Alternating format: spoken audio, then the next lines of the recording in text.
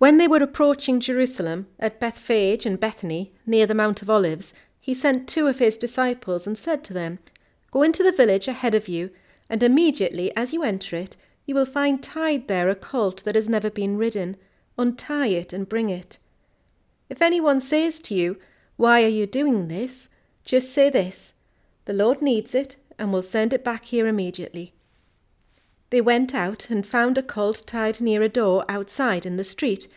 As they were untying it, some of the bystanders said to them, "What are you doing untying the colt?"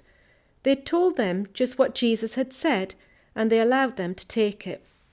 Then they brought the colt to Jesus and threw their cloaks on it, and he sat on it. Many people spread their cloaks on the road, and others spread leafy branches that had been cut in the fields. Then those who went ahead and those who followed were shouting, "Hosanna! Blessed is the one who comes in the name of the Lord. Blessed is the coming kingdom of our ancestor David. Hosanna in the highest." Then he entered Jerusalem and went into the temple. And when he had had a look around at everything, as it was already late, he went out to Bethany with the 12. On the following day, when they came from Bethany, he was hungry. Seeing in the distance a fig tree in leaf, he went to see whether perhaps he would find anything on it. When he came to it, he found nothing but leaves, for it was not the season for figs. He said to it, "May no one ever eat fruit from you again." And his disciples heard it. Then he came to Jerusalem, and he entered the temple and began to drive out those who were selling and those who were buying in the temple. And he overturned the tables of the money changers and the seats of those who sold doves. And he would not allow anyone to carry anything through the temple.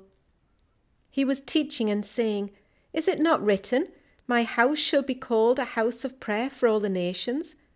But you have made it a den of robbers." And when the chief priests and the scribes heard it, they kept looking for a way to kill him, for they were afraid of him, because the whole crowd was spellbound by his teaching. And when evening came, Jesus and his disciples went out of the city. In the morning, as they passed by, they saw the fig tree withered away to its roots. Then Peter remembered and said to him, "Rabbi, look, the fig tree that you cursed has withered." Jesus answered them, "Have faith in God. Truly, I tell you, if you say to this mountain, 'Be taken up and thrown into the sea,' and if you do not doubt in your heart, but believe that what you say will come to pass, then it will be done for you. So I tell you, whatever you ask for in prayer, believe that you have received it, and it will be yours.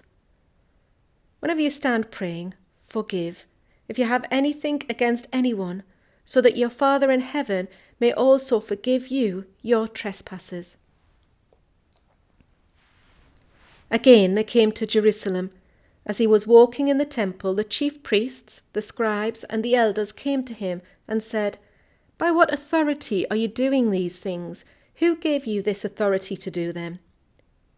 Jesus said to them, "I will ask you one question. Answer me, and I will tell you by what authority I do these things. Did the baptism of John come from heaven, or was it of human origin? Answer me." They argued with one another. "If we say, 'From heaven,' he will say, 'Why didn't you not believe him?' But shall we say, 'Of human origin?'" They were afraid of the crowd, for all regarded John as truly a prophet. So they answered Jesus, "We do not know." And Jesus said to them, "Neither will I tell you by what authority I am doing these things."